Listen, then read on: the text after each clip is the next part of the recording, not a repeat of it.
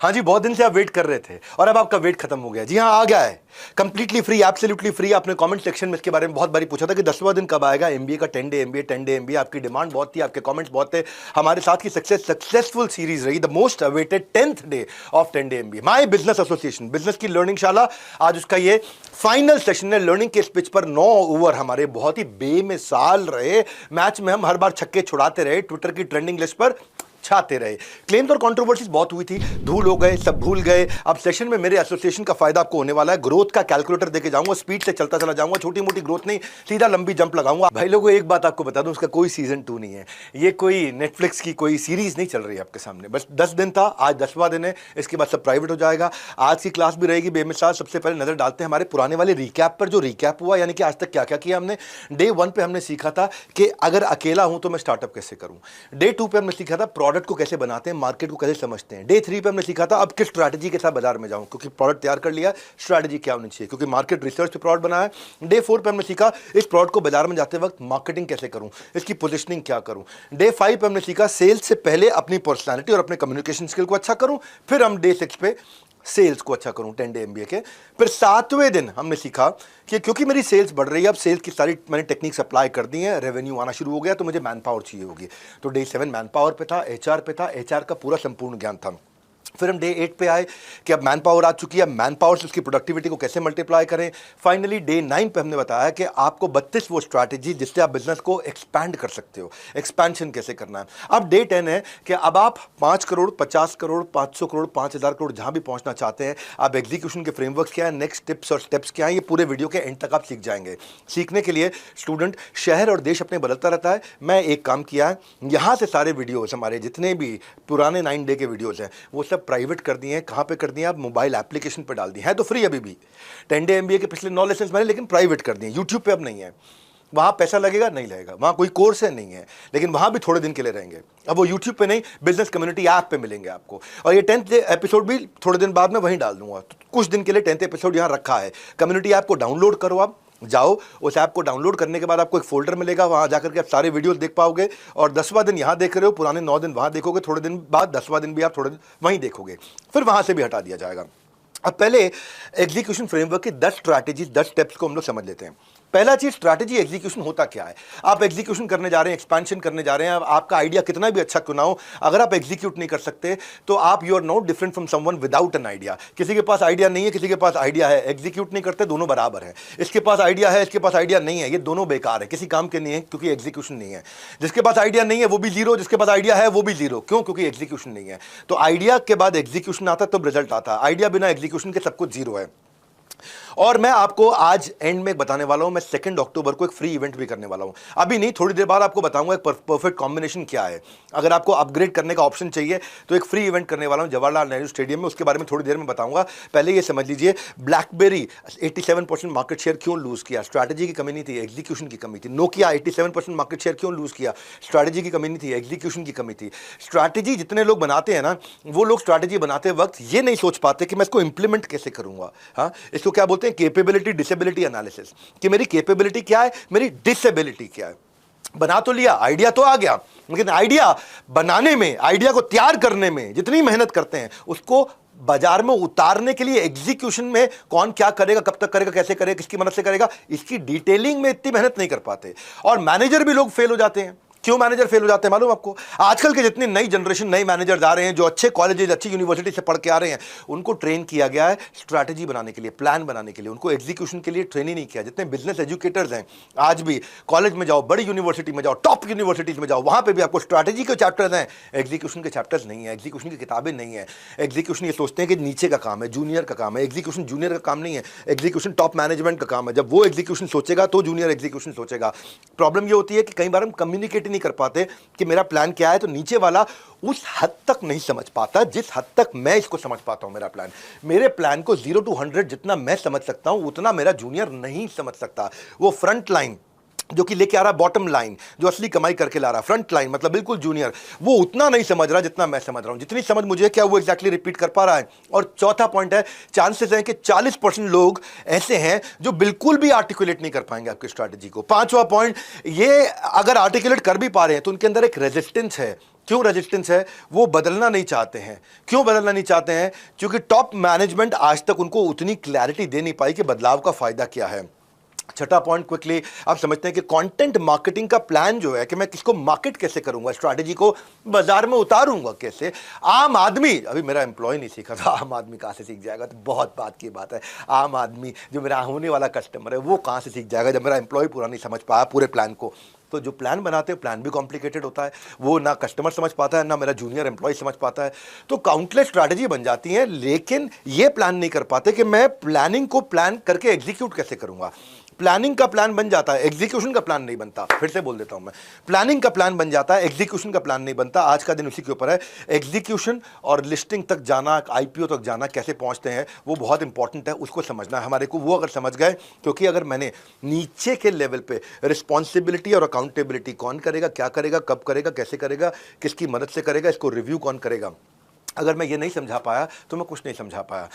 ऐसा बताया जाता है हार्वर्ड के अंदर एक पूरा सेमेस्टर है ये समझाने के लिए कि अब हमारे को एग्जीक्यूशन को पूरी दुनिया तक लेके जाना है। वो कहते हैं कि एग्जीक्यूशन की कमी बेसिकली होती है 6 चीज़ों के कारण। पहली चीज़ कमी क्या है? स्ट्रेटेजिक फोकस नहीं है। बहुत सारे चेंजेस हो रहे हैं, लोग बदलना नहीं चाह रहे, हम कम्युनिकेट नहीं कर पा रहे, ओवर कम्युनिकेट नहीं कर पा रहे अपनी स्ट्रैटेजी को। चौथा, अगर वो एम्प्लॉय मेरा जूनियर बदलाव लेकर के आता है और कुछ परिवर्तन करना चाहता है और वो चाहता है कि मैं कुछ अच्छा करके दिखाऊं, तो उसको परिवर्तन के साथ इंसेंटिव नहीं जुड़ा हुआ। सुनना मेरी बात को, इस परिवर्तन से मैं क्या कमाऊंगा, इस चेंज मैनेजमेंट में जो मुझे चेंज, मैं एम्प्लॉय हूं, मुझे अगर चेंज होना पड़ेगा तो मेरा फायदा क्या है, वो उसको समझ में नहीं आया। फिर पांचवा पॉइंट आता है कि जो लीडरशिप है वो डिसिप्लिन के साथ रिव्यू, पेशेंस और डिसिप्लिन, इसको बोलते हैं management not paying attention with cadence, no cadence, यानी कि वो पेशेंस और डिसिप्लिन नहीं है। तो जहां पे स्ट्रैटेजी नहीं है, देखो वहां बिजनेस में ट्रेजेडी है। तो या स्ट्रैटेजी है या ट्रेजेडी है, पर स्ट्रैटेजी केवल स्ट्रैटेजी भी है तो भी ट्रेजेडी है। तो स्ट्रैटेजी के साथ एग्जीक्यूशन चाहिए, और मेरी स्ट्रैटेजी क्लियर है। मैं स्ट्रॉन्ग बिजनेस इकोसिस्टम तैयार करना चाहता हूं। 10 डे एमबीए के पहले 9 एपिसोड जो थे मैं रिमाइंड करा रहा हूं, मेरे मोबाइल एप्लीकेशन पे मिल जाएंगे। बिजनेस क्लास लर्निंग आपको वहां मिल जाएगी। पैसे देने पड़ेंगे? नहीं देने पड़ेंगे। बिजनेस मतलब बड़ा बिजनेस, ये 10 डे एमबीए सबके लिए फ्री था, लेकिन अब हमारी एप्लीकेशन पे है।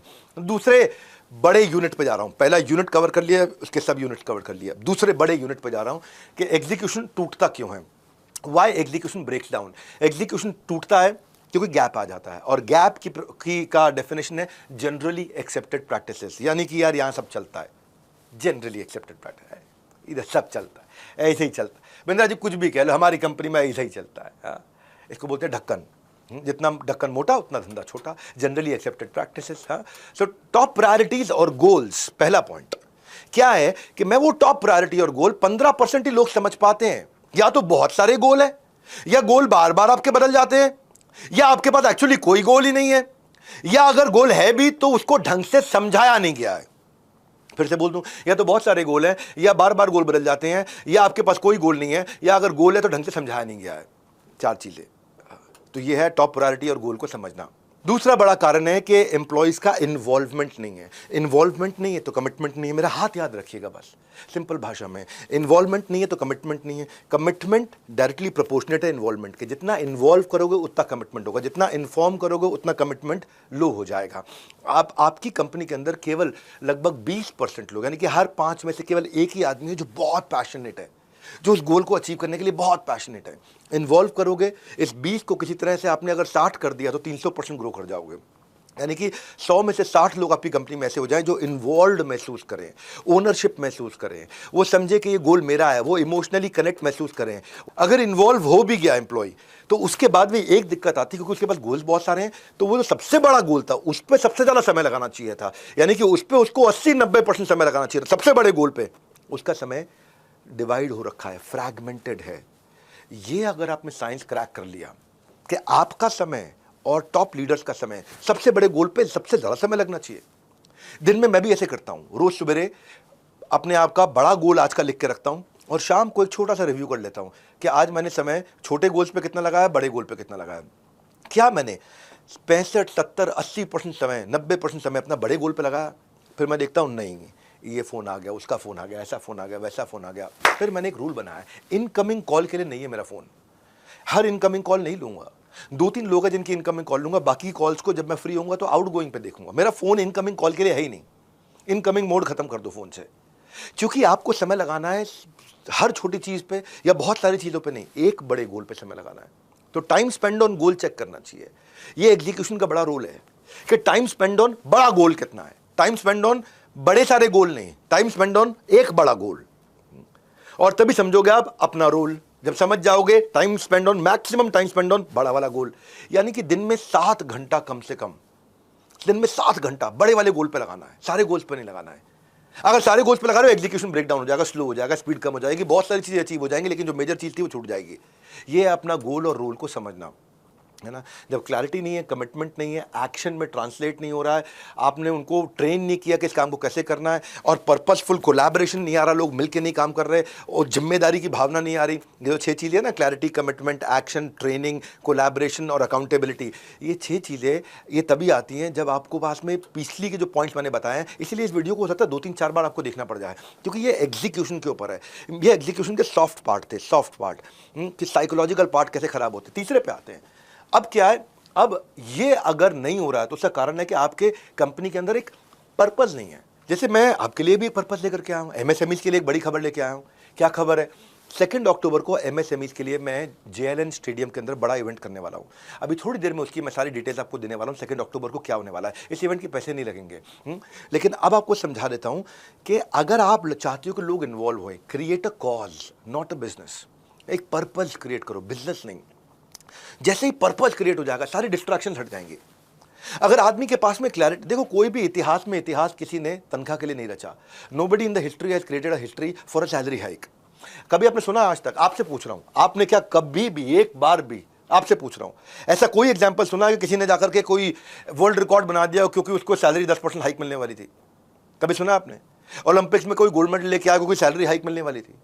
कभी Guinness book of world record बना दिया क्योंकि 10% सैलरी हाइक मिलने वाली थी? नहीं। कोई भी इतिहास में नाम किसी ने कोई बड़ा आंदोलन खड़ा कर दिया, क्यों? उसको तनख्वाह बढ़ने वाली थी। आंदोलन खड़ा करके आओ 1 करोड़ लोगों के साथ में आपकी तनख्वाह बढ़ा दूंगा, नहीं होता ऐसे। आपको कॉज क्रिएट करना है, पर्पस क्रिएट करना है। आपको दूसरों के जितने भी एफर्ट हैं वो तब नहीं आएंगे जब उनके पीछे आग लगाओगे, तब आएंगे जब उनके सीने में आग लगाओगे। आग पीछे नहीं लगानी, आग सीने में लगानी है। आपकी कहानी उनको एक्साइट कर सके, आपकी स्टोरी जो है वो उनको एक्साइट कर सके। आपकी स्टोरी केवल एम्प्लॉयज को नहीं, एक्सटर्नल ऑडियंस को भी एक्साइट कर सके। तो एक create a purpose, create a cause not business. अब आते हैं चौथा। अब आपको कॉज क्रिएट हो गया, पर्पस क्रिएट हो गया, रोल क्लैरिटी, गोल क्लैरिटी, उनको ट्रेनिंग कर दिया, अब आप रिव्यू कर पा रहे हो। अब देखो कि मैं इन टीम के साथ में राइट मनी मेकिंग मॉडल क्या है मेरा, जो मेरा फोकस्ड मनी मेकिंग मॉडल क्या है, वहां पे पूरी टीम को अलाइन कर सकूं। मैं आपको ना ये जो इशारा किया ना, इस इशारे से मुझे एक उदाहरण याद आ रहा है लेजर का। लेजर ना अपने आप में बहुत वीक होती है, आपको पता होना चाहिए। लेजर अपने आप में ताकतवर नहीं होती, पर लेजर का फोकस इतना ताकतवर है कि उस पर कंसिस्टेंसी रहे तो आप जो है ना एक डायमंड के अंदर छेद कर सकते हो। हार्डेस्ट सब्सटेंस बोलते हैं डायमंड को। आप कैंसर लेजर से वाइप आउट कर सकते हो। लेजर में ताकत नहीं है, लेजर की ताकत उसके फोकस में है। और कैंसर और डायमंड में छेद करना और लेजर शार्प फोकस अपनी कंपनी में क्रिएट कर दिया तो वैसा ही डायमंड में छेद के बराबर का इफेक्ट आ जाएगा। कैंसर खत्म कर देने, कैंसर मिटा देने का इफेक्ट आपके बिजनेस में आ जाएगा जब आप लेजर को समझ जाओगे। इसको बोलते हैं मनी मेकिंग मॉडल। मेरे को लेजर की तरह लेकर के आना है अपनी कंपनी के अंदर। अब जब मनी मेकिंग मॉडल उनको समझ में आ जाता है, ये सब चीज़ें मैं पहले 9 डेज में एमबीए के समझा चुका हूँ। अब समझते हैं लीडिंग स्कोर। आपको स्कोर बोर्ड क्रिएट करना है, ये मेरा 5वां स्टेप है। जब तक कोई इनवैलिड सिस्टम होंगे, कई बार लीडरशिप फॉरम में लोग पूछते हैं ना, हम वहाँ पे उनको सिस्टम सिखाते हैं, लीडरशिप फॉरम में आके सिस्टम सिखाते हैं। जब तक इनवैलिड सिस्टम होंगे आप मेजर नहीं कर पाओगे स्ट्रेटेजिक प्लान्स को। So people don't do what you expect, people do what you inspect. लोग वो नहीं करते जो आप उनसे चाहते हो, लोग वो करते हैं जो आप उनका चेक करते हो, जो उनके विषय में चेक करते हो। People don't do what you expect. दोबारा बोलता हूँ, तो लिख लो भैया, गोल्डन स्टेटमेंट है, ये लिख लो। 10 डे एमबीए पेन पेपर के साथ होता है, लिख लो। People don't do what you expect, they do what you inspect. इस बात को तो आप अपने मन में 100 बार दोहरा लो। आपके फैमिली मेंबर हो, आपके दोस्त हो, आपके एम्प्लॉयज हो, आपके लीडर्स हो, आपके कस्टमर हो, they don't do what you expect. जो आप चाहते हो वो नहीं करेंगे, जो आप उनके साथ बार बार चेक करोगे ये किया कि नहीं किया, ये किया कि नहीं किया, वो करना शुरू कर देंगे। इसको बोलते हैं difference between leading score and lagging score. Leading score क्या होता है? लीडिंग स्कोर होता है एफर्ट स्कोर, दो प्रकार के स्कोर होते हैं स्कोर बोर्ड पे, एफर्ट स्कोर और एक होता है result score. Number of calls कितनी करी, एफर्ट स्कोर। रेवेन्यू कितना लाया, रिजल्ट स्कोर। कितनी बारी गाड़ी को टाइमली सर्विस कराई, एफर्ट स्कोर। कितनी बार गाड़ी रास्ते में खराब होने के चांसेस घटे, वो है रिजल्ट स्कोर। कितने आपने सोशल मीडिया पे पोस्ट डाले, वो है एफर्ट स्कोर। कितने likes, shares, comments, lead generation या न्यू सब्सक्राइबर्स आए, वो है रिजल्ट स्कोर। कितना आपने मेहनत किया, वो है एफर्ट स्कोर। कितना रिजल्ट आया, वो है रिजल्ट स्कोर। रिजल्ट नंबर में आएगा जो आउटकम आता है। कितनी देर आप ट्रेडमिल पे भागे, वो है एफर्ट स्कोर। कितना कैलोरी रिड्यूस किया, वो है रिजल्ट स्कोर। तो ये स्कोर बोर्ड हर एम्प्लॉय के दोनों हिस्सों के आपको बना करके डालने चाहिए। मेरे को पीछे ना एक स्टूडेंट का कमेंट भी आया कि मैं 10th डे एमबीए का 10th डे ढूंढ नहीं पा रहा हूँ, बाकी भी नहीं ढूंढ पा रहा हूँ। भाई नहीं मिल पाएंगे अब आपको, अब सब कुछ ऐप पे चले गए हैं। ये कोई सास बहू का सीरियल नहीं है जो जाकर के आप बाद में अपने ओटीटी प्लेटफॉर्म पे फिर से देख लो। धन दौलत को तिजोरी में जैसे प्राइवेटली लगते हैं, मैंने भी इस धरोहर से कम नहीं है, इसको प्राइवेट कर दिया है। एप्लीकेशन पर रिमाइंड करा रहा हूँ, बिजनेस बड़ा बिजनेस की कम्युनिटी ऐप, चाहे आप उसको एंड्रॉइड पर देख लो या iOS पे देख लो, ऐप डाउनलोड कर लो। क्या ऐप डाउनलोड करने में चार्जेस है? नहीं, कोई चार्जेस नहीं है। क्या ऐप डाउनलोड करने के बाद इसके लिए कोई हिडन फीस है? नहीं, कोई हिडन फीस नहीं है। 10th डे एपिसोड पे ज़्यादा दिन याद नहीं रहेगा, ये भी ऐप पे चला जाएगा। ऐप पे जाकर के आप 10 डे एमबीए का यानी कि माय बिजनेस एसोसिएशन का फ्री फोल्डर है, वो फोल्डर पे जाइए और फोल्डर पे आप जाकर के वीडियोस देख सकते हैं। अब चलते हैं कि इसका स्कोर बोर्ड बनता कैसे, स्कोर बोर्ड के एलिमेंट्स क्या होते हैं। ये छठा मेरा पॉइंट है।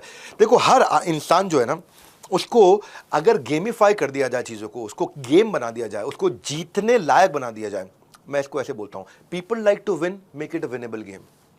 क्या अर्थ हुआ? लोग जीतना चाहते हैं, उनको जिताओ, एक कंपेलिंग स्कोर बोर्ड बनाओ। यानी कि हर डिपार्टमेंट में स्कोर बोर्ड होना चाहिए। जब स्कोर बोर्ड होगा ना, लोग भाग रहे होंगे, ए मेरे को जीतना है, मेरे को जीतना है। आप ट्रायल मैच देखो, दो क्रिकेट टीम होंगी, उनका ट्रायल मैच हो रहा होगा आपस में, कोई जान नहीं लगाएगा। लेकिन जैसे ही रियल मैच होगा, स्कोर बोर्ड चालू हो जाएगा, अरे पूरी ताकत लगा देंगे। कभी रग्बी का मैच देखा आपने? स्कोर बोर्ड चालू हो जाता है तो कैसे भागते हैं वो, प्रो स्पोर्ट्स टीम की तरह पूरी जान लगा देते हैं। ऐसे ही एम्प्लॉय भी क्या आपकी प्रो स्पोर्ट्स टीम बन सकते हैं जब आप स्कोर बोर्ड बना दोगे। स्कोर बोर्ड में बेसिकली तीन बड़ी इंपॉर्टेंट चीजें हैं। अभी कहाँ है, जाना कहाँ है, कैसे जाओगे, where are we right now, where we want to go, और हम कैसे पहुंचेंगे। ये आपने कई बार मुझसे सुना होगा, लेकिन इसको समझना कैसे है। इसमें चार चीजें। स्कोर बोर्ड बड़ा सिंपल होना चाहिए, हर एक को समझ में आ जाए।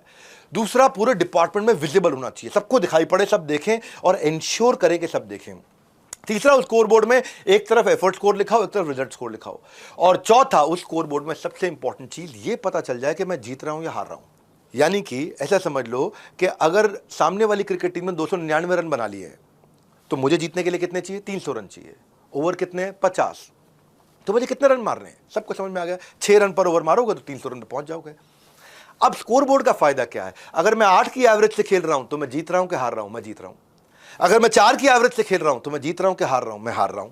यानी कि मुझे 12वें, 15वें, 18वें, 20वें ओवर में पता चल जाएगा कि मैं जीत रहा हूं या हार रहा हूं। यह है स्कोर बोर्ड का फायदा। आप समझ पाए मेरी बात को? 300 रन मारने, अभी 300 लगे नहीं है, जीतने के बाद ना पता लगे कि जीते हैं कि हारे हैं। यानी कि आज से कंट्रोल कर ले।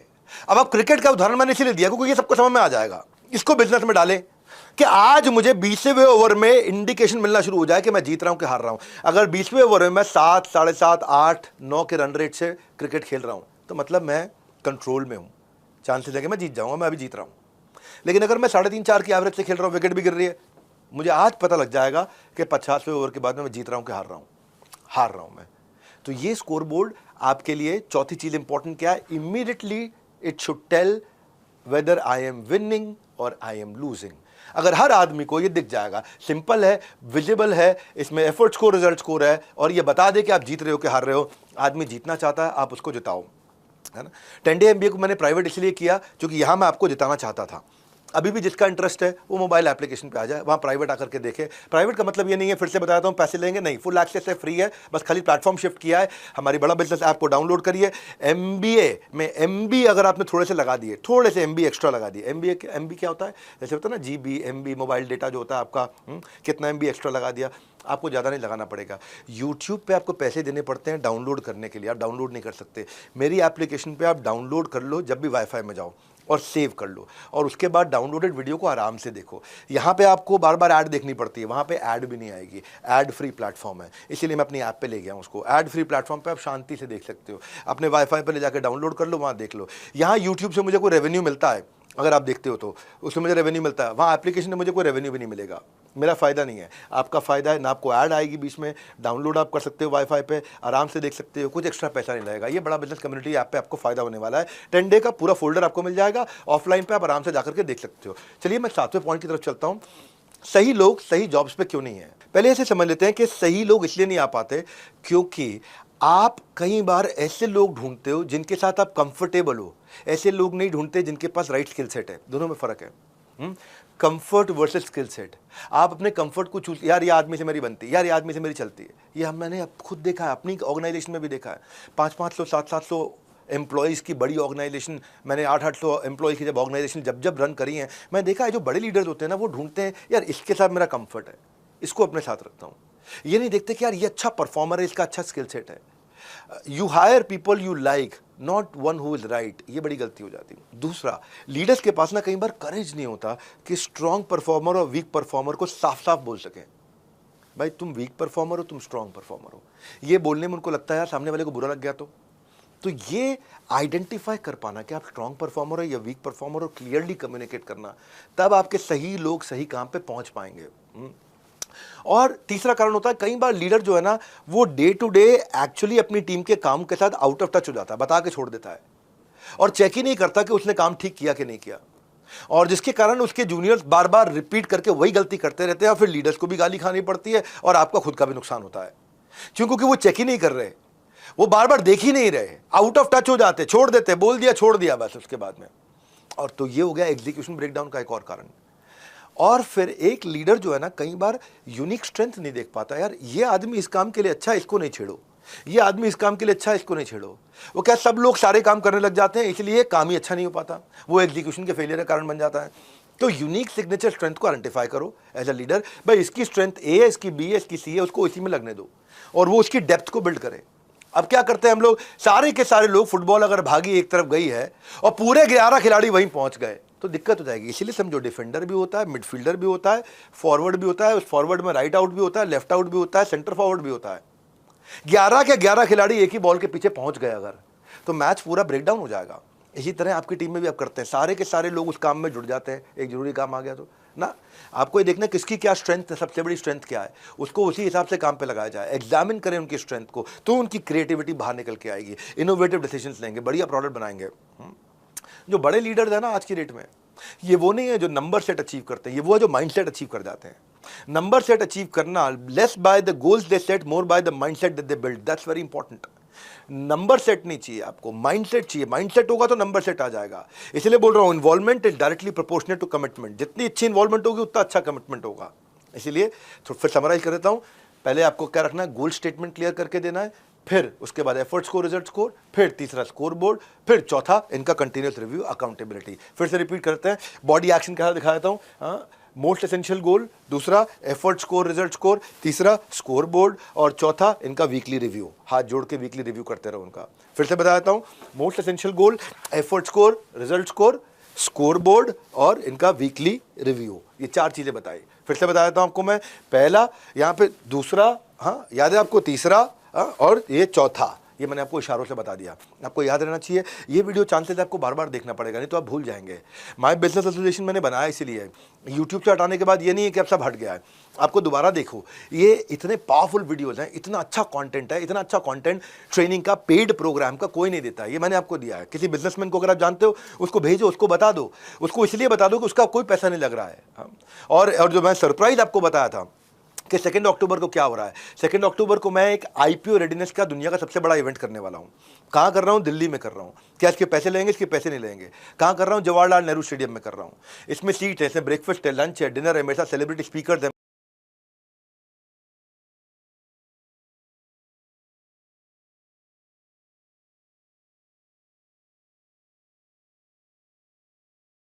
विल मैट्रिक्स को मैं एक दफा पहले बता चुका हूं, बहुत साल पहले, अपने एक फ्री यूट्यूब वीडियो में। शॉर्ट में आपको कवर कर देता हूं। अगर विल भी लो है, स्किल भी लो है, ना आदमी की इच्छा शक्ति है, ना उसे काम करना आता है, ये वो पैरासाइट है जो किसी ना किसी परफॉर्मर के नीचे चुपचाप छुपा हुआ है। ये पेंसिल चोर, ये टिश्यू पेपर चोर, ये रबर स्टेशनरी चोर, ये चुपचाप छुपा रहेगा, छोटी छोटी चोरियां करता रहेगा, कंपनी में आराम से सेट रहेगा। जैसे पैरासाइट आता है, छोटा छोटा खून चूसता रहता है, आराम से सेट होता है किसी बड़े इंसान के शरीर पर या किसी बड़े जानवर के शरीर पर जाके पैरासाइट चिपक जाता है। जोंक होती है, आराम से भैंस की पीठ पे चिपक जाएगी, हल्का हल्का खून चूसती रहेगी। ऐसा ही पैरासाइट किसी के जाकर के शेल्टर में चिपक जाएगा, बड़े लीडर के नीचे चला जाएगा। फिर कुछ होते हैं जिनका विल बहुत ज्यादा लेकिन काम करना नहीं आता, उनका विल बहुत ज्यादा है पर लेकिन उन्हें काम करने की क्षमता नहीं है, उसे बोलते हैं बंदर, उछलता रहेगा बॉल।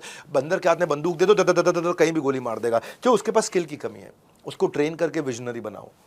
ये जो इसके पास विल भी हाई है, स्किल भी हाई, ये विजनरी है। जिसके पास स्किल तो बहुत है, सब पता है क्या करना है, क्यों करना है, कब करना है, कैसे करना है, कहां करना है, पर करना नहीं है, यानी कि इसका विल नहीं है। तो इसका थोड़ा सा कोचिंग करके इसको भी विजनरी की तरफ लेके जाओ। 4 क्वाड्रेंट है, बंदर को ट्रेन करके विजनरी बनाओ, इसको थोड़ा कोच करके, मेंटर करके, मोटिवेट करके विजनरी बनाओ, और पैरासाइट को कंपनी से बाहर निकालो। ये 4 प्रकार के लोग होते हैं। बंदर जिसको काम करना नहीं आता, सिखा दिया, विजनरी बन जाएगा। स्टार परफॉर्मर जो पुराना खिलाड़ी है लेकिन विल खत्म हो गया है, उसको मोटिवेट कर दो, उसका विल बढ़ जाएगा, विजनरी बन जाएगा। पैरासाइट ना स्किल है ना विल है, इनको आइडेंटिफाई करो, छुपे हुए हैं कंपनी में कहीं, इनको बाहर करना पड़ेगा, छुपे छुपे लोग चुपचाप। और इनको जब आप रिवॉर्ड और रिकग्निशन के साथ में स्ट्रैटेजी को अलाइन कर दोगे ना, तो वो सबसे बड़ा मैनेजमेंट प्रिंसिपल है कि जिस व्यवहार पे दोगे पुरस्कार उसी को दोहराया जाएगा बार बार, और अपने आप बात बन जाएगी। अब अगर आप बदलाव लाना चाहते हो, चेंज मैनेजमेंट चाहते हो, आप चाहते हो कि ये चेंज हो जाए, मेरा 9वां अध्याय। लोग क्यों नहीं बदलना चाहते हैं, उसके पीछे कारण है। कारण क्या है? पहली चीज, उनको बदलने का फायदा नहीं पता है। दूसरी चीज, उनको ना बदलने का नुकसान नहीं पता है। भाई वो कंफर्टेबल है एग्जिस्टिंग एनवायरनमेंट में, मैं क्यों बदलूं? या बदलते वक्त उसको साइकोलॉजिकल इनसिक्योरिटी हो जाती है, अगर मैं बदल गया तो हाय हाय क्या ना हो जाए, क्या हो जाए, क्या ना हो जाए, क्या हो जाए मेरे साथ में, कहीं मेरी नौकरी या मेरी प्रिविलेज ना बदल जाए, कहीं मेरी ड्यूटी रिस्पॉन्सिबिलिटी ना बदल जाए, कहीं ऐसा ना हो कि भाई मेरे जो डिपार्टमेंट में एम्प्लॉयज है वो किसी और के पास ना चले जाएं। वो घबराहट में रहता है, इसलिए आदमी नहीं बदलना चाहता, क्योंकि उसको बदलने का फायदा और ना बदलने का नुकसान समझ में नहीं आ रहा है। उसको लगता है मुझे नए स्किल सेट सीखने पड़ जाएंगे, उसको लगता है मुझे छोटा टॉप मैनेजमेंट सपोर्ट ही ना करे अगर नया डिपार्टमेंट में चला गया। इन सब चक्करों में वो आदमी बदलना नहीं चाहता। तो बदलने के लिए 2 चीजें चाहिए आपको, क्या? एक बदलने में फायदा और एक ना बदलने में नुकसान। अगर ये 2 चीजें आपने समझा दी, बदलाव का फायदा, अगर आपने बदल गए तो क्या फायदा आपको, क्या कंफर्ट है, क्या सैलरी हाइक है, क्या जंप है, क्या प्रमोशन है, क्या ग्रोथ है, क्या हैप्पीनेस है, क्या सेटिस्फैक्शन है, क्या इज्जत बढ़ेगी, क्या रिकग्निशन मिलेगा, क्या रिवॉर्ड मिलेगा, ये बदलाव के फायदे हैं। नहीं बदला तो क्या नुकसान है? आपकी EMI आपको खा जाएगी, आपको तकलीफ हो जाएगी, आपको इन्फ्लेशन मार देगा, आपके घर वालों का प्रेशर, आपके बच्चों की स्कूल की फीस है, आपको बहुत सारी समस्याएं, अब आपको प्रमोशन नहीं मिलेगा, आप ऐसे ही रह जाओगे, आप फंसे रह जाओगे, आप स्टक रह जाओगे, आपको ग्रोथ, ये ना बदलने के नुकसान। मैं आपको चेंज में दोबारा बता रहा हूं, मैंने क्या चेंज किया है। मैंने 9 एपिसोड सारे प्राइवेट कर दिए। कहां कर दिए? एप्लीकेशन पे डाल दिए। कम्युनिटी ऐप पे जाकर के फोल्डर पे आप सारे देख सकते हो, वहां पे डाउनलोड भी फ्री में कर सकते हो, वाईफाई पे डाउनलोड कर लो, इंटरनेट का चार्ज भी नहीं लगेगा, ऐड भी नहीं आएगी बीच में, और पैसा भी नहीं लगेगा, कुछ नहीं लगेगा। IPO के साथ जब आप जुड़ते हो तो आपको मैंने बताया था ना, 5 करोड़, 50 करोड़, 500 करोड़, 5,000 करोड़, आप बिजनेस में वैल्यू जोड़ सकते हो। वेल्थ क्रिएशन मॉडल है। तो मैं दुनिया का सबसे बड़ा आइडिया टू IPO इवेंट कर रहा हूं। उसका रूल क्या है? आपका अगर एग्जिस्टिंग बिजनेस 9 डे MBA देख करके, मेहनत करके आप 50 लाख से 1 करोड़ साल का रेवेन्यू कर रहे हो तो आपको आना अलाउड है। अगर आपने नया बिजनेस करना, आप मत आइए वहां पे, डोंट कम देयर, बिकॉज वो आपके काम का नहीं है। ये केवल एक्सपेंशन के ऊपर काम का है। जिसको एक्सपैंड करना है उनको आना है। मैंने इसमें पैसे नहीं रखे हैं, इसमें खाली आपसे नाश्ते खाने का पैसा ले रहे हैं। इवेंट कंप्लीटली फ्री कर दिया है, सारा स्टेडियम, एयर कंडीशनिंग, लाइसेंसेस, वहाँ पे प्रमोशन, साउंड सिस्टम, स्पीकर्स का आना जाना, हमारा आना जाना, सारा इवेंट, पूरी उसकी कॉस्ट, हमारे कंटेंट की कॉस्ट, सब चीज़, सब कुछ फ्री है वहाँ पे आपके लिए। 2,500 करोड़पति एंटरप्रेन्योर्स होंगे वहाँ पे, 50 मिलियन का डिजिटल ऑडियंस होगा, सेलिब्रिटीज आएंगे, मार्केट के एक्सपर्ट्स आएंगे, इंडस्ट्री के लीडर्स आएंगे, विवेक ओबरॉय होंगे उसमें, जीतन राम मांझी हमारे जो मिनिस्टर हैं MSME के, वो भी रहेंगे, मधुसूदन केला आज एंकर इन्वेस्टर है हमारे देश के, बहुत बड़े बड़े, राजेश मेहता जो आज 3 लाख करोड़ का बिजनेस कर रहे हैं, वो भी आकर के पढ़ाएंगे, अजय ठाकुर जो MSME SME को जिन्होंने IPO लिस्टिंग कराया, वो भी रहेंगे इसमें। एक से बढ़कर एक लीडर्स रहेंगे जो growth, profit, mergers, acquisition, geographical expansion, आपका डिस्ट्रीब्यूशन नेटवर्क, आपका अलग अलग प्रकार की असॉर्टमेंट स्ट्रैटेजीज या फ्रेंचाइजी या डेट रिस्ट्रक्चरिंग या कर्जे से बाहर निकलना या IPO पे कैसे जाना। खाली पहली 175 सीट है वो पेड है, क्योंकि वो रॉयल कैटेगरीज की हैं, उनके लिए डिनर भी है 5 स्टार होटल में, इसलिए उसमें भी पेमेंट बहुत छोटा रखा है। लेकिन बाकी की जो सीट्स हैं उन सीट्स का प्राइस लगभग ना के बराबर है, क्योंकि वहाँ पे आपका मॉर्निंग में जब आप पहुँचते हो तो आपको चाय नाश्ता मिलता है, मिड में आपको लंच मिलता है, लंच के बाद इवनिंग में फिर से टी कॉफ़ी स्नैक्स वगैरह मिलता है। तो पूरे दिन का इवेंट है, सुबह 9 बजे से लेकर शाम 7 बजे तक आप हमारे साथ रहते हो, खाते पीते रहते हो वहाँ पे आपको। तो वहाँ पे आपको पैकेट्स में अच्छे से पूरा ऑर्गेनाइज करके किसी ब्रांडेड चेन से हम लोग खाना खिला रहे हैं, तो वो आप उस खाने का फीस वहाँ पे कर दोगे।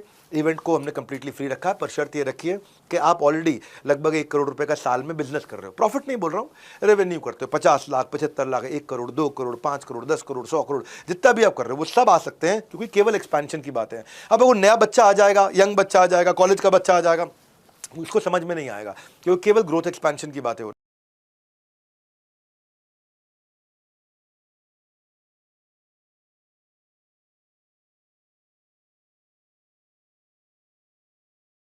नॉन परफॉर्मर होता है आपके यहाँ पे, तो नॉन परफॉर्मर को परफॉर्म कराने के लिए आप दो चीज़ों का ध्यान रखिए। आप उसको समस्या बताइए मत, उससे समाधान पूछिए। दो चीज़ें, समस्या बताइए, ये क्या है, मैनेजिंग मेंटरिंग। समाधान समझिए, ये क्या है, काउंसलिंग कोचिंग। यानी कि अगर आप 2x2 मैट्रिक्स को देख रहे हैं ध्यान से, तो नीचे वाला टेल अगर आप बताओगे तो कभी अच्छा रिजल्ट नहीं आएगा।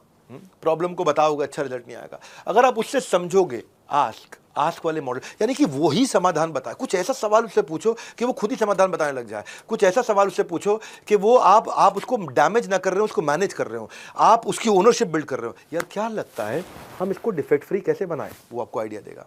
ये क्या लगता है हम ग्रोथ कहाँ से ला सकते, वो आपको आइडिया देगा।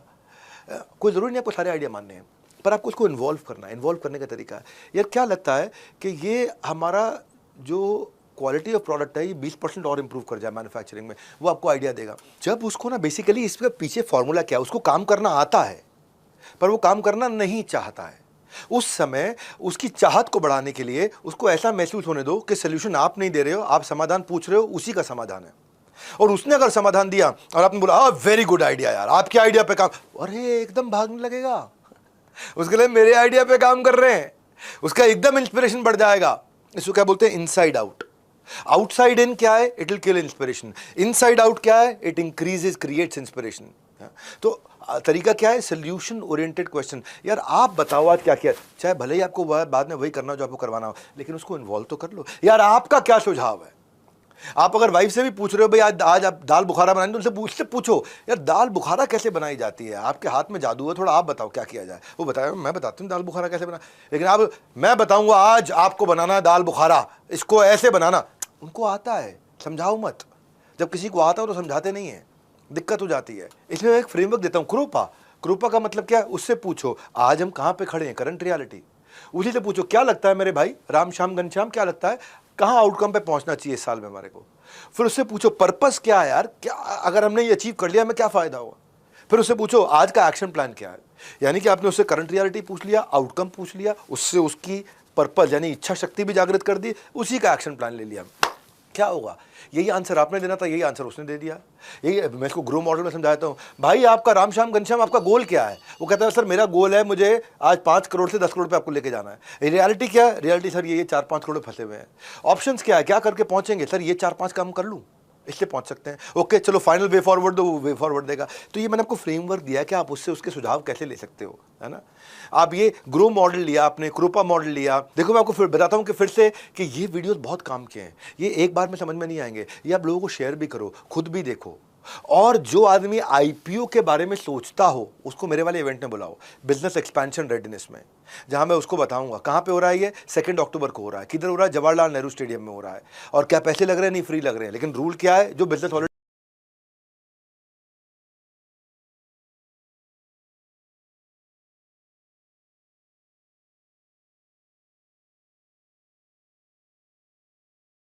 फ्रेमवर्क क्या देता हूं। लीडरशिप फनल के जो फ्रेमवर्क है ना, बड़े पावरफुल फ्रेमवर्क्स है।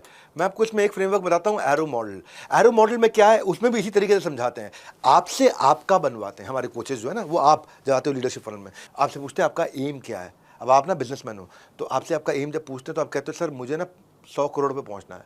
फिर उससे आपसे क्वेश्चन पूछा जाता है कि अभी रियलिटी क्या है, तो बस 100 करोड़ तो भी बहुत दूर है, मैं 15-20 करोड़ कर रहा हूँ। चलो रिफ्लेक्ट करो, क्या क्यों नहीं पहुंच पाए, क्या कारण था, क्या रोक रहा था, क्या ऑप्शंस हैं आपके, रिफ्लेक्शन ऑप्शंस। अब हमारा वे फॉरवर्ड निकल के आता है। हम उससे सवाल आपसे उत्तर भरवाते हैं कि आप क्या विजन रखते हो अपना, ये पहला सवाल है आपका। दूसरा है आपका शॉर्ट टर्म और लॉन्ग टर्म, ताकि आप उसको और ज़्यादा एम्पलीफाई और क्लैरिफाई कर सको। तीसरा आपसे सवाल पूछते हैं क्या माइलस्टोन्स आएंगे रास्ते में, आप क्लियरली विजुलाइज कर पाते हो मेरे क्या माइलस्टोन्स आएंगे। चौथा आपसे पूछते हैं, ये सवाल है हमारे, और आपसे भरवाते हैं, इसको फ्रेमवर्क में भरवाते हैं। ये 52 हफ्ते का पहला हफ्ता होता है। पहले हफ्ते में ही हम आपको 1 साल का रोड मैप तैयार कर देते हैं। अभी करंट रियलिटी क्या है, अभी आप कहाँ पे हो। उसके बाद पूछते हैं कि अभी तक आपने क्या एक्शन लिए जो आपको फायदा नहीं दिए। छठा सवाल आपसे पूछते हैं कि क्या कारण है कि आप वहां पहुंच ही नहीं पाए, क्या मिस क्या कर रहा था, वो एक चीज क्या थी जो आप मिस कर रहे थे, उसको आइडेंटिफाई करो। आपके साथ बैठ करके ब्रेनस्टॉर्म करके आइडेंटिफाई कराते हैं। फिर साथ में प्रश्न पूछते हैं कि अपने आपको 1 में से 10 में से रेटिंग दो कि आप with respect to your goal, अभी मान लो गोल आपका 10 पे, तो आप अभी कहां पहुंचे। आप कहते हैं मैं 4 पे पहुंचा हुआ हूं, 3 पे पहुंचा हुआ हूं, 6 पे पहुंचा हुआ हूं, 5 पे पहुंचा हुआ हूं, 1 पे रह गया हूं या 8 पे आ चुका हूं। आपसे पूछते हैं कि कौन 3 लोग हैं आपके आसपास जो आपकी मदद कर सकते हैं। फिर आपका डीलो लिखवाते हैं, डे इन लाइफ ऑफ, यानी कि आपका दिन का शेड्यूल बनवाते हैं कि आपका दिन का शेड्यूल एवरेज डे का कैसा होना चाहिए।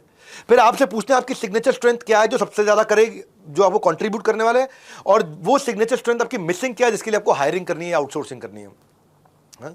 आपकी ये भी पूछते हैं कि कौन सी सिग्नेचर स्ट्रेंथ है जिसका इस्तेमाल कर सकते थे पर मिस कर रहे हैं, कर ही नहीं रहे यार, भूले बैठे हुए हैं, डेली ऑपरेशन में फंसे हुए हैं, भूल चुका हूं, मेरे पे इतनी बड़ी ताकत है, मैं उसका इस्तेमाल ही नहीं कर रहा। फिर आपसे पूछते हैं 12वें सवाल में कि अब तक आपको कौन सी चीज ने सबसे ज्यादा कंट्रीब्यूट किया, उसको ना मिस करें, उसको भी साथ लेके चलें। फिर 13वें सवाल में पूछते हैं आपका सबसे बड़ा कारण क्या, आप वहां पहुंचना क्यों चाहते हो। 14th क्वेश्चन, अगर वहां पहुंच गए तो आपको क्या फायदे मिलेंगे, तो अब आप फायदा जब विजुलाइज करते हो तो आप और मोटिवेटेड हो जाते हो। 15th क्वेश्चन, अगर आप अचीव नहीं कर पाए तो क्या नुकसान होगा, तो अब आपको थोड़ा डर लगने लगता है, यार मुझे अचीव करना ही करना है, तो बहुत नुकसान हो जाएगा। 16th क्वेश्चन, कितना महत्वपूर्ण है ये गोल आपके लिए, 10 में से इसका नंबर दो, यार 10 में से 10 महत्वपूर्ण, और पर्पज एस्टैब्लिश हो गया।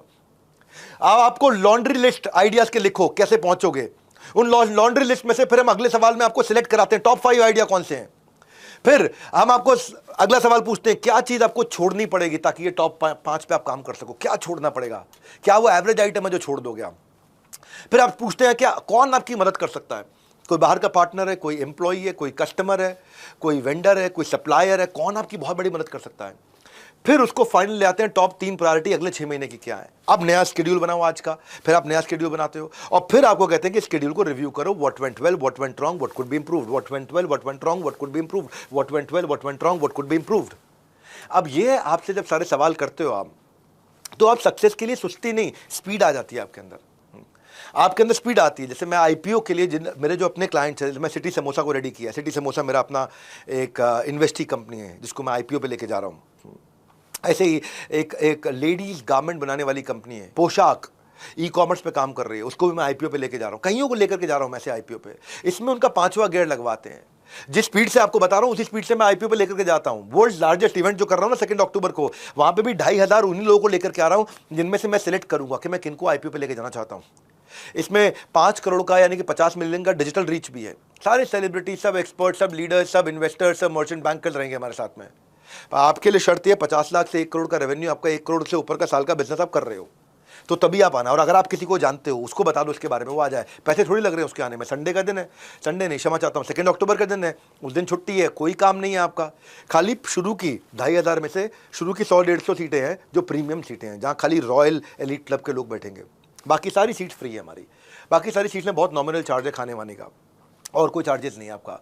तो हम ये सारे फ्रेमवर्क्स आपसे कराते हैं, सब फ्रेमवर्क्स आपको समझाते हैं, बताते हैं आपको हम कि कैसे आप प्रोडक्ट प्राइसिंग के, टेक्नोलॉजी के क्या फ्रेमवर्क्स हैं, कैसे आप नई प्राइसिंग स्ट्रैटेजी को बिल्ड कर सकते हो, प्राइसिंग का तरीका क्या है, प्राइसिंग आपको कैसे इंप्रूव करनी है, कॉस्टिंग कैसे इंप्रूव करनी है, बिजनेस टर्नओवर को कैसे बेटर करना है। बिजनेस टर्नओवर में भी 5 चीज़ें होती हैं। पहली क्या होती है कि क्या आप अपने कस्टमर बढ़ा सकते हो, दूसरी होती है क्या उनका एवरेज टिकट साइज बढ़ा सकते हो, तीसरी होती है क्या कस्टमर की फ्रीक्वेंसी जल्दी जल्दी वो ट्रांजैक्शन करे बढ़ा सकते हो, चौथी होती है क्या आप अपना प्राइस बढ़ा सकते हो जिससे आपका रेवेन्यू बढ़े, 5वीं होती है क्या नया प्रोडक्ट लाइन बढ़ा सकते हो।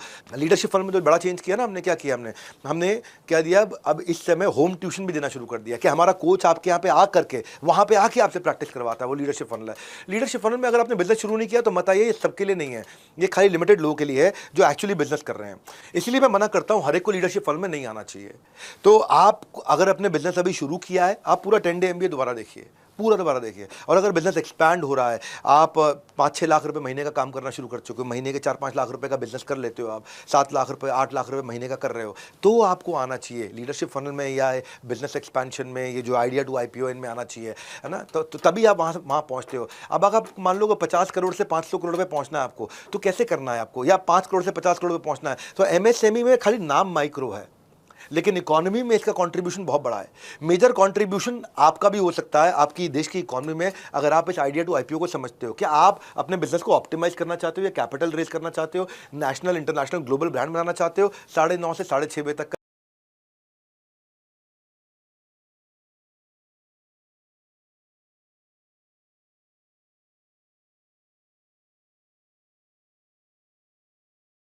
कोई आर्टिस्ट हो तो उसके लिए यशराज टॉप होता है, क्रिकेटर के लिए इंडियन की टीम टॉप होती है, ऐसे बिजनेसमैन के लिए आईपीओ टॉप होता है। आईपीओ एक ऑर्गेनाइजेशन नहीं है, आईपीओ एक डेस्टिनेशन है।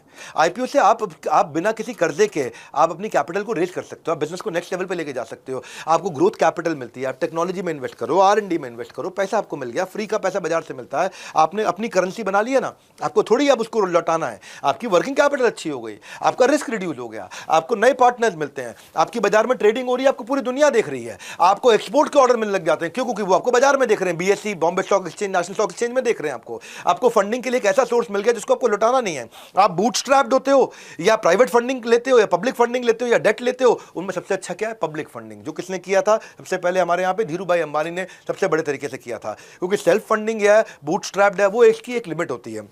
कर्जा ले लेते हो तो कर्जा हमेशा चलता रहता है, 12 से 20% आपको लौटाना पड़ता है, आप फंस जाते हो, आपका सिबिल स्कोर खराब होता है, एनबीएफसी आपको महंगा कर्जा देती हैं, फंस जाते हो, अब ओवर बर्डन हो जाता है, आप डेस्परेट बोरोइंग करते हो, आपके कैश फ्लोज मिसमैच हो जाते हैं, जो जितना इंटरेस्ट होता है उतना आपका मार्जिन भी नहीं होता। कई बार आपका मार्जिन ही अगर 10% है और इंटरेस्ट ही आपका 18% है, तो वैसे ही गेम ओवर हो गया आपका। तो आप एग्रेसिव ग्रोथ करना भी चाहते हो, आप फंस जाते हो। इसीलिए 2 अक्टूबर का इवेंट उन लोग के लिए हमने बनाया है जो रिश्तेदारों से कर्जा मतलब कलेश को ऐड करना, बैंक से लोन लेना मतलब इंटरेस्ट का लोड लेना, उनको सारे स्ट्रेस को खत्म करने के लिए बिना स्ट्रेस के आप कैसे, बिना किसी टेंशन के आप अपने ग्रोथ को बढ़ाएं। और ये world largest IPO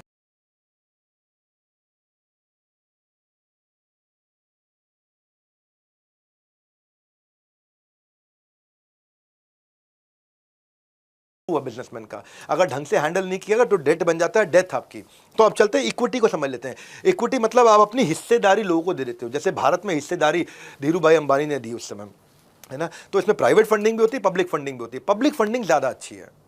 private funding कौन सी होगी? ब्लैकस्टोन, केकेआर, जनरल अटलांटिक, या वीसी फंडिंग हो गई, एक्सेल, ब्लूम हो गया, नेक्सस हो गया, कलारी हो गया, कलारी कैपिटल हो गया। ये सारे बड़े बड़े अच्छे जो वीसी या पीईज हैं, वेंचर कैपिटलिस्ट या प्राइवेट इक्विटीज हैं, जो आकर के आपके बिजनेस में हिस्सेदारी लेते हैं, लेकिन ये कंट्रोल करते हैं आपको।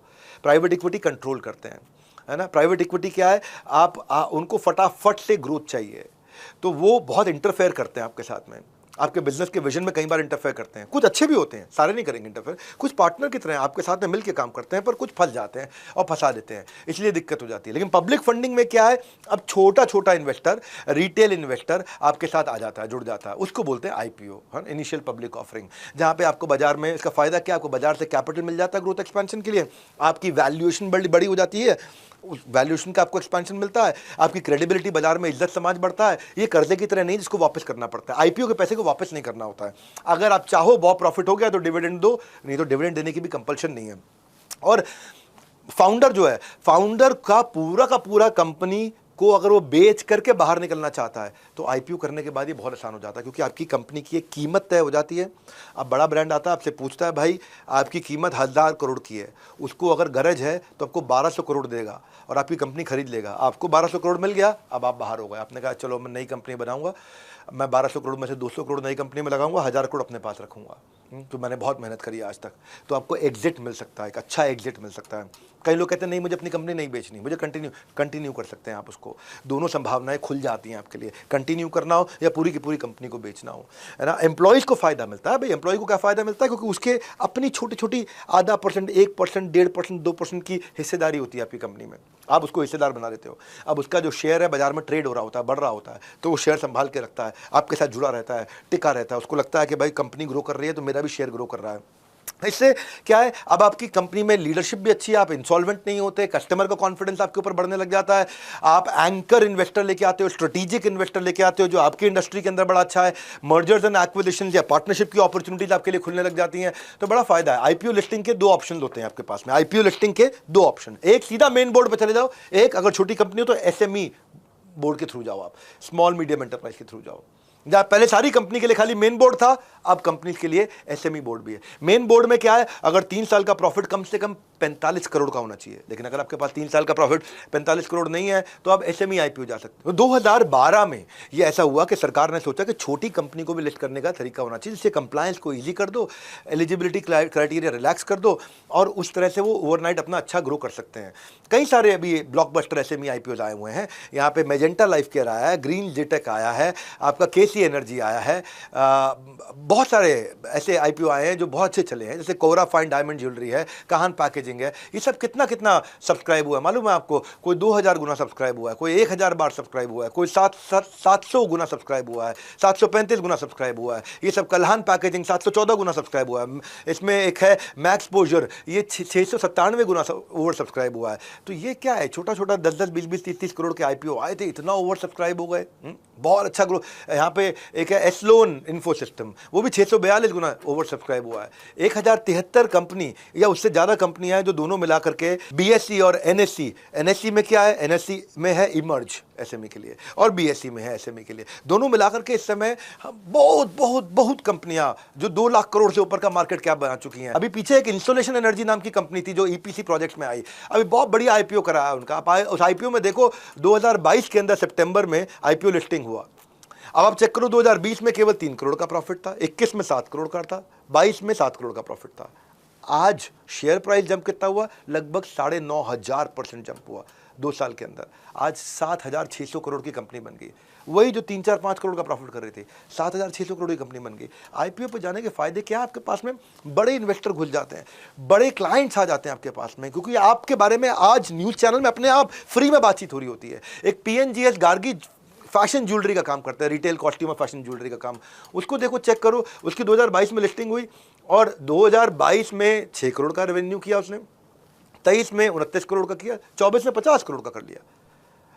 1 करोड़ का प्रॉफिट था 22 में, 5 करोड़ का प्रॉफिट था 23 में, मेरे ख्याल 7-8 करोड़ का प्रॉफिट था 2024 में। शेयर प्राइस 2800% जंप कर गया 2 साल के अंदर। आज क्या है, 850 करोड़ का मार्केट कैप हो गया उसका। मेरा अपना क्लाइंट खुद का जो हमने मेंटर किया था, जो हमारे पास आए थे, जीना सीखो, आचार्य मनीष, हाँ, आयुर्वेदिक हेल्थ केयर, जीना सीखो, क्या हुआ देखो, 2022 में लिस्टिंग हुई कंपनी की। अब उसका रेवेन्यू देखो लगातार बढ़ रहा है। 2022 में 11 करोड़ का प्रॉफिट था, 23 में 34 करोड़ का था और 2024 में 70 करोड़ का प्रॉफिट, 840% ग्रो कर गया 3 साल के अंदर। आज 3,500 करोड़ की कंपनी हो गई है। इनको तो हमने ही शुरू से हाथ पकड़ पकड़ करके लेकर गए हैं। आचार्य मनीष स्टेज पे आते हैं, बोलते हैं कि डॉक्टर बिंद्रा ने बड़ा अपने सारे एम्प्लॉयज़ को आकर ट्रेनिंग कराते हैं। मैं इसीलिए उनकी तारीफ करता हूँ, उनकी पीठ पीछे बहुत तारीफ करता हूँ। जीना सीखो आचार्य मनीष, वो अपने सारे एम्प्लॉयज़ को लेकर के आते हैं ट्रेनिंग कराने के लिए। मैं सर से मिला था 2017 में, फर्स्ट टाइम चंडीगढ़ में बाउंस बैक हुआ था, तो फर्स्ट टाइम मैं बिंद्रा सर से मिला था। तब हमारी कंपनी का टर्नओवर था लगभग शायद 25 करोड़ के आसपास और क्लिनिक थे 40। और आज 2024 में हमारे 34 हॉस्पिटल्स हैं और 90 क्लिनिक्स हैं और 15 डे केयर सेंटर्स हैं और हमारी जो टर्नओवर है वो लगभग लास्ट ईयर जो अभी क्लोज हुआ 31 मार्च को 300 करोड़ से ऊपर थी और जो हमारी कंपनी की वैल्यूएशन है लगभग 3,000 करोड़ रुपए आज की डेट में। और सब ये बिंद्रा सर ने तब से उंगली पकड़ी हुई है एक दोस्ती के नाते। और हर बार हमारी कंपनी में जब भी लीडरशिप फनल होता है या जब भी कोई प्रोग्राम होता है, हमारी कंपनी से ज़रूर कोई ना कोई 5-7 लोग आके ज्वाइन करते हैं। 10th डे की बात कर रहे हैं तो हम एक्सपेंशन की बात करेंगे। आईपीओ आपको देता है एक नेशन वाइड विजिबिलिटी, गांव से ग्लोबल जाने की अपॉर्चुनिटी, छुपो मत छा जाओ की अपॉर्चुनिटी। और मेरी क्या क्रेडिबिलिटी है, मैं 12 विश्व रिकॉर्ड बना चुका हूं, दुनिया का सबसे बड़ा एंटरप्रेन्योर यूट्यूब चैनल चला रहा हूं, 50 मिलियन से ज़्यादा फॉलोअर्स हो चुके हैं, 1,500 कॉर्पोरेट्स को ट्रेनिंग दे चुका हूं, 100 से ज़्यादा टॉप सीईओज को मैं कंसल्ट कर चुका हूं, उनको ट्रेन कर चुका हूं। मेरा मिशन है छोटे बिजनेस के लिए काम करना। और छोटे बिजनेस वो बिजनेस जो 2-4-5 लाख रुपए महीना, 10 लाख रुपए महीना, 20 लाख रुपए महीना, 50 लाख रुपए महीना का काम कर रहे हैं, छोटा बिजनेसमैन है, उसको हम लोग लेकर के जाएं आगे। और 2 अक्टूबर को इसलिए हमने बोला है ब्लॉक करने के लिए। आपको फोन नंबर भी दिया हुआ है, आप इस फोन नंबर पर चेक कर सकते हो, डिटेल मांग सकते हो कि आपको अलाउड है कि नहीं अलाउड है आना। क्योंकि ये फ्री है तो हजारों लाखों की संख्या में लोग आएंगे, हम सबको ले ही नहीं सकते हैं। आपको फोन करके अब चेक करना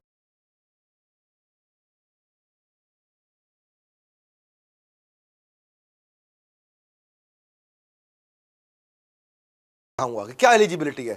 पेड अप कैपिटल 25 करोड़ के नीचे होनी चाहिए। क्या होती है पेड अप कैपिटल, आपको समझाऊंगा।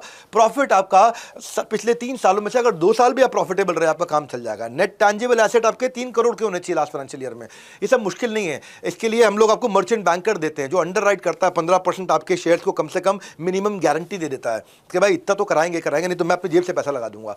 आपका नेटवर्थ 1 करोड़ से ऊपर का होना चाहिए पिछले 2 साल में, और अगर नहीं है तो हम आपको बना देंगे, आपको वैसा तैयार कर देंगे, आपको ट्रेन करके वहां ले जाएंगे, आपको सारे एलिजिबिलिटी क्राइटेरिया देंगे आपको। अब मैं आपको स्टेप समझा देता हूं। भाई पहले कौन आता है, मर्चेंट बैंकर आएगा, मैं आपको दूंगा।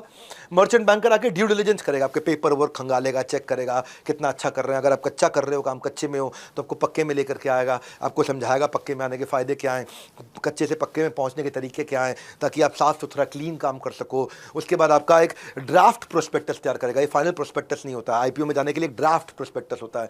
उस ड्राफ्ट प्रोस्पेक्टस का फिर एक्सचेंज बोर्ड, जो एसएमई आईपीओ का एक्सचेंज बोर्ड है, उससे अप्रूवल लेकर के आएगा, फिर आपकी बाजार में मार्केटिंग चालू कर देगा।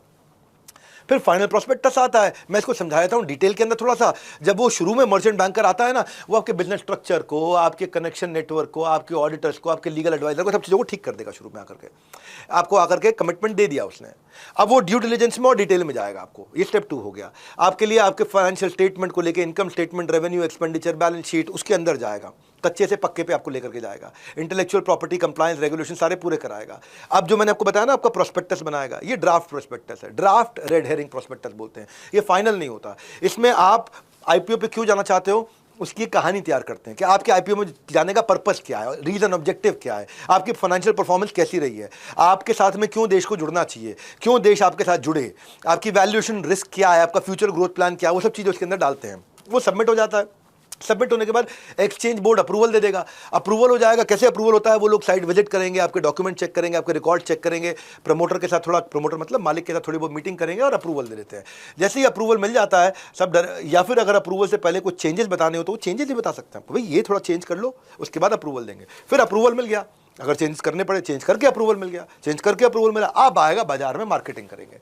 अब बताएंगे देश को कि देश को मतलब क्यों जुड़ना चाहिए। ये कौन करेगा, ये मैं आपको लेता हूँ मर्चेंट बैंकर, वो करेगा। वो रोड शो कराएगा, आपका मीटिंग कराएगा बड़े बड़े इन्वेस्टर्स के साथ में। कौन कौन से, रेखा झुनझुनवाला फैमिली को आपके साथ जोड़ना है, विजय केडिया जी को आपके साथ जोड़ना है, या मधुसूदन केला जी को आपके साथ जोड़ना है, या एडवर्टाइजिंग नेटवर्किंग करनी है, या ऑनलाइन मार्केटिंग कैंपेन करना है, बाजार के रिटेल इन्वेस्टर्स को आपको जोड़ना है।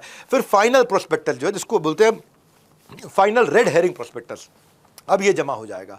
अब इसमें क्या है, आपका सारी अपडेटेड फाइनल इंफॉर्मेशन आ गई, कब आईपीओ आएगा, इशू साइज क्या है, इशू का प्राइस क्या है, कितने रुपए का शेयर होगा, फाइनेंशियल स्टेटमेंट सारी ऑडिट करके डाल दी है। भाई मेरी ड्यू डिलिजेंस हो गई है। ड्यू डिलिजेंस का मतलब है हाँ भाई मेरे कागज वागज क्लीन है, उसका सर्टिफिकेशन हो गया है, इतने रुपए मेरी कंपनी की कीमत है, ये मेरी वैल्यूएशन है। अब आईपीओ लॉन्च हो जाएगा। लॉन्च हो जाएगा तो एक विंडो खोली जाएगी सारे इन्वेस्टर के लिए कि अब आप परचेज कर सकते हो। इस तारीख से इस तारीख के बीच में एलोकेशन का एक प्रोसेस आ गया, इस तारीख से इस तारीख के बीच में आप आ सकते हो।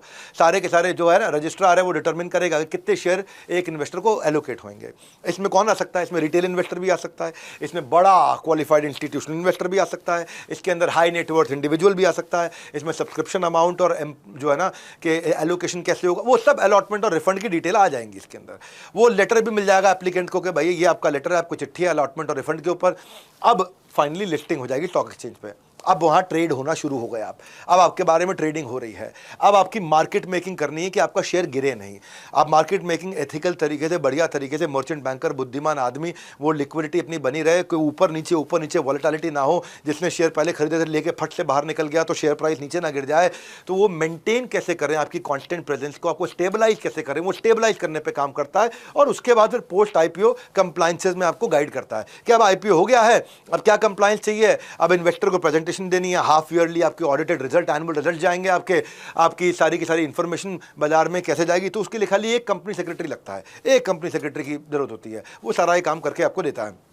तो अब ये सारे मैं आपको क्या आपकी एलिजिबिलिटी क्राइटेरिया है माइग्रेशन की, इस माइग्रेशन, अच्छा माइग्रेशन तो मैं समझाया नहीं, पहले मैं माइग्रेशन समझा देता हूं। अगर आपकी एसएमई लिस्टिंग हो गई, आप मेन बोर्ड भी जा सकते हो। मेन बोर्ड में सारे कंप्लायंस जो सीधा मेन बोर्ड पर जा रहे हैं करने थे, अब नहीं करने। यानी कि अभी भी आपको 45 करोड़ का प्रॉफिट 3 साल का नहीं दिखाना है। 3 साल का 45 मतलब पहले साल 15, दूसरे साल 15, तीसरे साल 15, 45 करोड़। अगर वो अभी भी नहीं हुआ तो भी आप मेन बोर्ड पे जा सकते हो, है ना। उसमें भी क्या आपकी नेटवर्क 15 करोड़ की होनी चाहिए पिछले 2 साल की। आपका पिछले 3 में से 2 साल प्रॉफिट में होना चाहिए और आप 3 साल तक टिके हो एसएमई लिस्टिंग में, एसएमई आईपीओ में। अगर आप एसएमई बोर्ड पे आप 3 साल तक टिके रहे अच्छे और 250 शेयर होल्डर है आपके पास, आप जा सकते हो। उसके हम लोग आपको डिटेल समझाते हैं। लोगों को पहचान बनाने में ना पहले लोगों तक पहुंच जरूरी है कि पहुंचे कैसे। वो पहुंचाने में हम आपको मदद करते हैं, वो पहुंचाने में आपको हेल्प करते हैं। इसीलिए मैंने ये आइडिया टू आईपीओ रखा है और फ्री इवेंट इसलिए रखा है कि रेलेवेंट बिजनेसमैन आए, सीख के जाएं कि भाई मैं कहां से कहां पहुंचूं। 2500 एंटरप्रेन्योर्स आ रहे हैं। मैंने आपको बताया जो शुरू की 100-150 सीट्स हैं उनका पैसा है, बाकियों के लिए खाली आप अपना खाने का लंच का पैसा देंगे, वहां पे आपको कोई पैसा नहीं देना है। Celebrity speakers, market experts, industry leaders के साथ में हम लोग पूरा ये काम कर रहे हैं। पावरफुल एक इनिशिएटिव लेकर के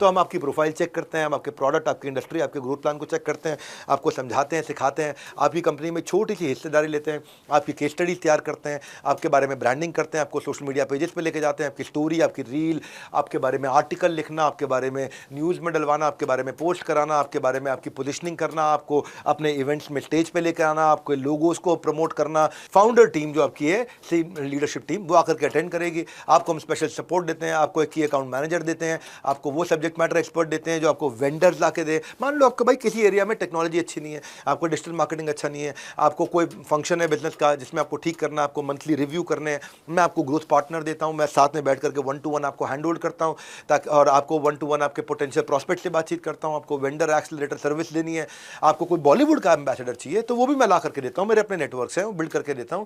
आपको की अकाउंट मैनेजर देते हैं जो MBA फाइनेंस होता है, जो ग्रोथ पार्टनर बनता है, आपके लिए इन्वेस्टमेंट बैंकिंग की तैयारी करता है, बिजनेस इंटेलिजेंस देता है, आपके साथ बैठ करके रिव्यू करता है, एक कोलैबोरेशन में नेक्स्ट न्यू बेटर की फिलॉसफी पे काम करता है, आपके लिए स्ट्रैटेजाइज करेगा कि भाई क्या रेवेन्यू की ग्रोथ ट्रैजेक्टरी रहनी चाहिए, क्या ड्राइवर्स होने चाहिए, क्या कॉस्ट ऑप्टिमाइजेशन किया जाए। कई बार ना छोटी छोटी दिक्कतें होती हैं, पेरोल, अटेंडेंस या लीव या रिक्रूटमेंट जो होता है वो ऑटोमेटेड नहीं होता। कई बार आपके पॉस होते हैं, मेडिकल वालों को देखो, फार्मेसी वालों को देखो, रिटेल, रेस्टोरेंट, यूटिलिटी को देखो, उनके पास पॉस, बिलिंग, इनवॉइसिंग सिस्टम्स ही नहीं बने हुए हैं, या फाइनेंशियल मैनेजमेंट के सिस्टम्स ही नहीं है, income tax, treasury, procurement, accounting, GST के सिस्टम ही तो बनाने हैं हमारे को सारे, और क्या करने, सारे सिस्टम जो तैयार करने हैं। प्रोडक्टिविटी में भाई मैं जितना आगे जा चुका हूं ना, मेरे कंपटीशन में कोई नहीं है मेरे बराबर, यहाँ पे कोई नहीं है कंपटीशन, दूर दूर तक कोई नहीं है जो बराबरी कर सके हमारी आकर के यहाँ पे। चाहे आपकी डिजिटल मार्केटिंग ठीक करनी हो, ऑनलाइन रेपुटेशन मैनेजमेंट से साइबर सिक्योरिटी हो, विजिटर आता है कोई यहाँ पे, ERP है, वेब डेवलपमेंट है, ऐप डेवलपमेंट है, आपको किसी प्रकार का content, production house, ecommerce, public relation, franchise acquisition, logistics,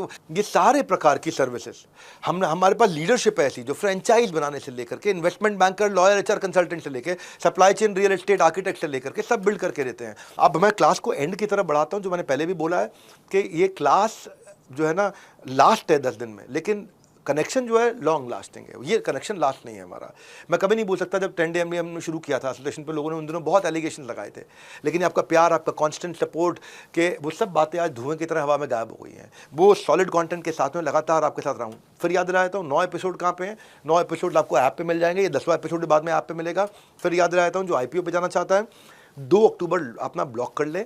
वो 2 अक्टूबर क्या है, हफ्ते के बीच में आ रहा है, सैटरडे संडे के साथ में है नहीं, कहीं छुट्टियों पे आपने जाना नहीं है। या तो ये सैटरडे के पास होता 2 अक्टूबर, मंडे के पास होता 2 अक्टूबर, तो कहीं आप लॉन्ग वीकेंड पे जा रहे होते हैं, आप कहीं नहीं जाने वाले। आप 2 अक्टूबर खाली इवेंट में आइए शांति से, आपको कोई पैसे नहीं देने हैं इसके अंदर। फ़ोन नंबर मैंने आपको दे दिया 9810544443।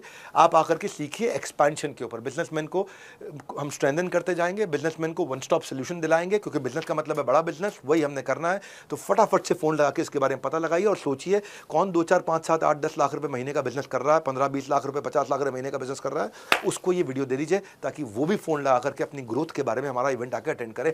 हमारे साथ जुड़े रहने के लिए और 10th डे MBA को पूरा अटेंड और सब तक पहुंचाने के लिए आप सबका प्रेम पूर्वक बहुत बहुत धन्यवाद।